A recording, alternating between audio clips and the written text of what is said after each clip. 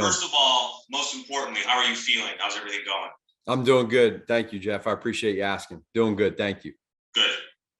There was a report this morning, I'm not sure if you're aware of it, that you guys had considered resting Khalil because his injuries had been kind of lingering, and that he was going to for sure miss Sunday's game and perhaps even beyond that. Is there anything you can disclose about maybe where he's at physically and what your plan might be for him in the short term? No, the only thing I would say to that is, we're working through everything right now with Khalil. As everybody knows, he's been battling through his foot injury the last several weeks. You've seen that with practice. There's been absolutely no decisions made, and we'll just kind of see where that all ends up. Great. Next question, Adam Hogue. Hey, Matt. Hey, Adam. What's your status right now, I guess, in terms of when you think you might be able to be back? What's been your how involved have you been able to be, I guess, in planning for this week? And if it came down to it where you weren't able to coach on Sunday, would Chris Tabor end up being the acting head coach for the game? To answer that last question, that would be the case. If I was not able to be there on Sunday, Chris Tabor would be the acting head coach. And again, just like when you go through protocol, everything is, they have a process, and that's what we work through really day by day. So I'm just following and listening to all the guidelines that they tell me and give me. And then in the meantime, Adam, what we're doing is, we have these contingency plans set, which we actually went through last year, just going through this. So it's helped us in that regards. But in the meantime, what we've done is, we've been able to really meet together virtually, and it's been virtually on Zoom. It's been a heck of a lot better than it was last year. I guess we've advanced in that process. So appreciate that from the guys and the coaches, and so we're continuing to roll and adapt through this process.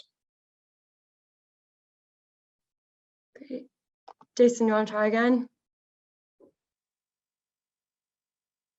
Shoot, I'm sorry. We'll loop back around to you as well. Patrick Finley. Hey, Matt. I hope you're feeling better. Thank you. Do you anticipate David Montgomery returning this week? And is there anybody else who you could pull off of IR to practice today? I figured I'd ask now before the viewing period starts. No, that's good. So no updates in regards to Ifedi and David Montgomery and Bush and Jenkins. We do have good news with Larry Borum, though, with his ankle, that he will be returning today from injured reserve, it'll start his 21-day window.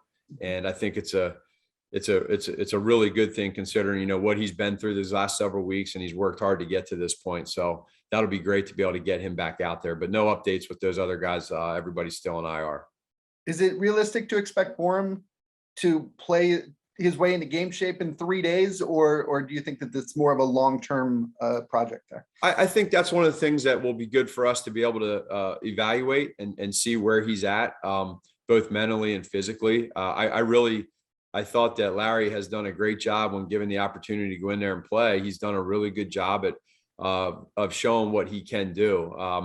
So, Coach Juan and Coach Donnie will make sure that they see where he's at today, conditioning wise, and then moving forward and go. But he's been working hard. So we're going to try to really push him and see where he can go. And I think that all the guys in general have been doing great with that. Next question, Brad Biggs. Hey, Matt, glad you're feeling pretty good, or as good as possible. Thanks, Brad. With the success you guys have had in the running game, what are the maybe small things that have been missing from, hey, you've got a run game that they've got to respect and try to stop, that should unlock more profit for you in the passing game? Yeah, it's we've discussed over the years about trying to get that run game going, and that's a big positive for us right now, is that we have gotten it going, and it's been, I think, pretty consistent here throughout the year, the run game, and that's great. You have to have that as you get going and you develop a rookie quarterback. We all know that that's so important and vital to be able to help those type of guys out. when you go through this process. So the next part now would be, off of the run game is your play actions or any of your bootlegs or your naked game that can really help that out. So that's where we're really trying to make sure, okay, we're giving everybody great opportunities, whether it's just the quick play action, Brad, or whether it's some of the ones where you try to manipulate some shots downfield. And that's probably the biggest thing right now that we've, trying to match up now is just saying, okay, hey, if we're going to do some play actions, how do we get max protection to take a shot, and how does all that work together? But we are happy with the run game. We want to continue to get better with it, and then really be complementary and get better in the passing game as well. Next question, Dan Reeder, Chicago Tribune. And I got a quick follow-up to JD's question, and then a question beyond that. But in regards to Khalil, I know you said no decision has been made, but have there been discussions about the potential of IR with Khalil? So right now, like I said, with him going, he's going through right now with our trainers and just trying to make sure where everything's at, the doctors, and, you go mentally and physically, you go through different stages. And so we'll have those discussions. We're not there yet, but literally, I think we're at a point right now where it's really good for him to get as many answers as he can get with where he is at. I really love the fact that, as y'all have seen the last couple of weeks, he has not practiced, but he's been able to get out there on game day and grit it out and really put together some good games and get after it. And we need that. But at the same point in time, when you are hurting, you got to be able to get answers. And we're literally, Dan, in that process right now. He's in that process with doctors and trainers. We're in the process as an organization. And then, we'll have to decide, okay, what's best for him, what's best for us. And then, like I said, at the end, that we'll just see where it all ends up. So we're probably close to getting to those type of discussions. And then with the passing attack, it's obviously been an ongoing process trying to get that unlocked. You guys have tried many different things. What to you is the next steps in the troubleshooting guide trying to get that unlocked? Well, what happens is we got to start off as a whole offensively in making sure every game we go into it that we protect the football, and that's not just interceptions. That's whether it's in the running game or whether it's in pass pro with any sack fumbles and whoever's position that is, to get first downs, get rhythm, and then get in the red zone and score. And so really, I just felt like that last game, there was only probably 2 or 3 drives in that game, and the game was already out of hand where you really felt like we got into a rhythm. Whether that was tempo or whether that was some completions. And so right now what happens is you can get to a point to where you're struggling and things don't feel like they're going your way. And then people start to press. And that's what we don't want. We don't want our players pressing. That's going to have to start with us as coaches and making sure our mentality is that we stay loose and that we know that we can be a lot better. We know it because we see it on tape, the stuff that we show on film that we've done in the past, it's there. And now it's just a matter of putting it all together. And you talk about Justin and you talk about him getting started within this offense and all of us trying to be better. And, you talk about whether it's the timing with the wide receivers or whether it's the communication with the O-line, all of that stuff is going to come. It's just not there right now. And it's slow. It's going to continue to get better and better. And that's where it can really, we want to focus on that and communicate through that throughout the week so that when we see a certain coverage, we know the timing of everything. Great. Next question, Chris Emma, 670 The Score. Hey, Matt, 2 questions if you could. First of all, do you have access to practice live like you did over the offseason program? Like, are you on the iPad watching, and are you able to click through meetings as well like you would with Zoom? Yeah, I'm in on all the Zoom meetings and I do have access to be able to watch the practice via iPads and that sort of thing. So it's all there. Technology's that's one good thing in all this world that we're in. The positives of technology, I would say that would be one. And then the next question, when you assess Justin so far and what he's shown you, how do you balance kind of the him individually versus the offense as a whole and the parts around him that have kind of prevented the production you'd like to see? Well, it's all of that included, and that's the process part, and that's where we're at right now with him. And this is something where you're going to learn in every game, and you're going to see where things are and how we're getting to this point, or why they happened. And now you got to fix them, and you got to improve from them, and that's the developmental process of a young rookie quarterback. That's normal. But what we got to do is make sure that around him, we surround him with being able to be at our great or at our best as much as we can, to make the thing go. And so there's been flashes of that, and that's been expected. And there's been setbacks where, hey, we're at a point where, okay, on this play, it didn't happen. Okay, well, we got to pick up now from that play, from that setback. And that's a part of the process. So all of those are a part of making this thing get better. And that's what our coaches are doing. That's what these players are working hard to do. And again, now you get to a point right now where, again, he's learning and we're learning. They're getting their timing down, and now you got to go out and produce and score more points and win. Great. Dion Miller, ABC7. Matt, nice to see you. Justin Thank you. told us on Sunday that he's not used to losing. Mhm. And now going from losing back-to-back games the way that you guys did, and going into now this COVID stuff that's happening, how have you monitored how he's handling it, and how closely do you have to monitor how he deals with these changes as he's trying to develop on the field? Yeah, that's the communication with all of us, with Flip and Bill Lazor and myself, is just making, and the quarterbacks, just him understanding that this is a part of life in the NFL. I mean, this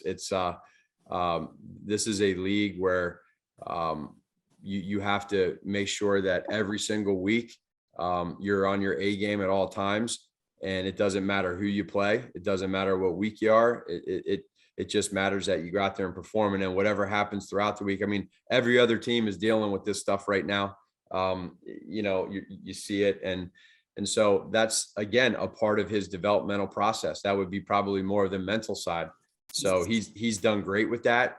He understands it. And the fact that he's competitive and that he's won a lot of games, there's a reason for that, because he's able to persevere through adversity. And when you go through adversity, you want a guy like Justin in your corner, because he's gonna help pull you out of it. Great. Next question from Matt Zahn, CBS. Hey, Coach. A couple Matt. quick ones if you have a second. First of all, I don't know if you said this earlier, but is any players going on or coming off the COVID list? Say that again. Are there any more players going on or coming off the COVID list?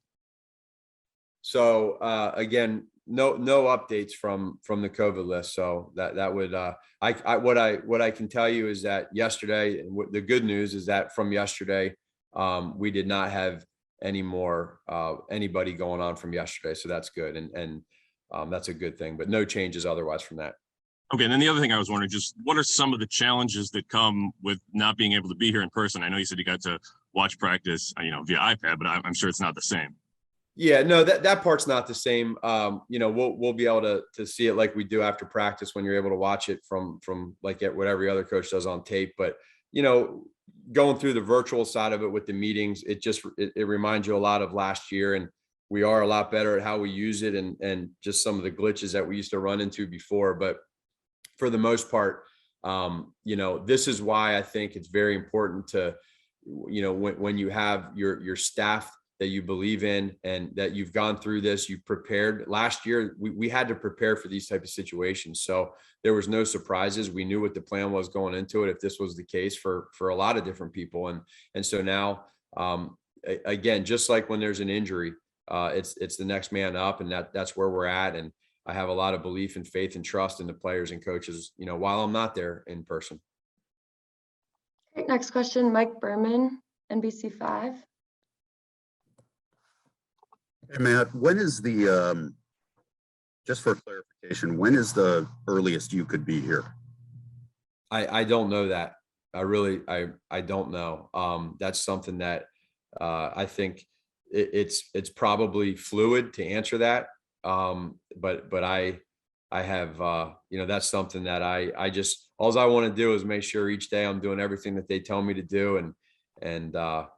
and follow the protocol side of it. So we'll see. Okay. As it relates to the passing game, couple points on it. You're wanting to sustain drives. Obviously, you're wanting to find the end zone more.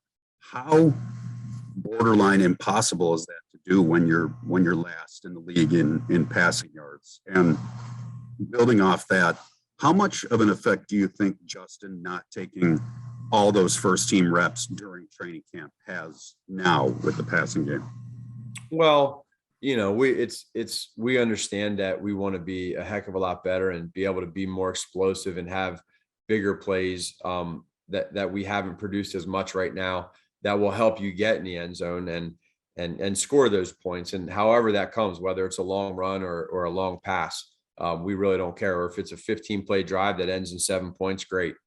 So that's really, I think we know that. But then sometimes too, what happens is, Mike, is you get to a point where you get so locked in and so focused at doing all that you don't do it. So we just got to get back to knowing what this offense can be. And kind of what I was saying at the beginning is don't press, don't put too much pressure on yourselves. Just get back to playing as one. 11 guys playing as one. Do your job. Do what you're supposed to do. Do the simple things right. And if you do all that, that other stuff comes. That other stuff comes. So that's that part. And then for the reps with Justin, I mean, that's a plan that we put in place from the very beginning. And that to me is something that when we talked about the plan that we had going into this before Andy got hurt, that was the plan that we followed then to when you're asking about the question of the timing. So now that we're in this situation right now and that Justin is playing, is now the timing that he can get or gain with these guys in practice is very important. And so, having guys practice and be out there to work on timing is crucial. And our guys have done that. And then in these games too, in the games here that Justin has started, is being able to get specific routes down and then match that up with coverages that you might see. And so it's one thing to go out and just throw a route on air. It's another thing to be able to do it in preseason. And it's a third thing to be able to do it when it's a real game. And so it all matters, it definitely matters. And that's why these guys are going to continue to work on all of that and try to get better so that we can be better offensively. Great. We have time for two more. So we'll go Pat Finley, Chicago Sun-Times. So Matt, are you at home all the last couple of days? Have you been banished to the basement? What's your setup while trying to make sure you don't get anybody else sick? I got a beautiful setup, but as you can probably understand, I'm not going to get into where I'm at. But I have a great setup. Mark Potash, Chicago Sun-Times. Last one. Hey, Matt, with regard to this whole process, much of your MO as a coach is interpersonal, one-on-one. I'm wondering how much does this cramp your style? What's the real detriment, the biggest detriment to you not being there this week? And have you looked at what the Cardinals did when Kingsbury was out against the Browns? Is that any kind of template for you to follow in case you can't coach on Sunday? Yeah, for sure. I think that, you're right. I am one of my strengths is the relationships with the players and being able to connect with them and be there for them and support them and that sort of thing. So it kills me that I'm not able to do that. And we'll see when I am able to do it. But that's life. And I think one of the biggest things as we kind of go through what we're going through right now, whether it's, as a team sitting at 3-4, or whether it's me personally with being positive for COVID and how it affects my family, et cetera. Like there's so many little different parts to this. And what I have to do, Mark, is always, which is to my core, is stay positive.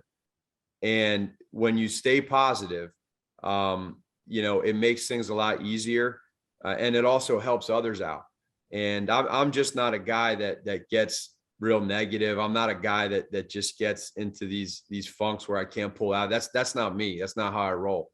So what I'm going to do is the situation that I'm in right now, I'm going to do that as best as I can and be there to support the coaches while I'm not there. and help them in any way possible, whatever that is, and help my family out, however that is, be there for them, all that stuff, whatever it is, that's just, I'm gonna stay positive, and then we'll see what happens. Great. Thank you so much, And if- Coach. Oh, I'm sorry. Go ahead, Mark. Have you looked at all at what the Cardinals did when Kingsbury was out? Is that any kind of a template for how to handle this situation? Yeah, we have, Mark. We have looked at that, and they've done a really good job with that, and you got to credit them, and they've been able to really continue to keep going. And so I think it's important to communicate and find out. And I'm sure, throughout the league, there's probably a lot of questions going on as to, hey, how are you doing this? How are you doing that? Not just in our league, but probably league to league, and as to how we go through this thing. So the biggest thing is that, again, we continue to just talk through this process, and everyone over communicates. We adapt, we stay positive, and we go out and do everything we can to get a win this weekend. Thank you. Thank you.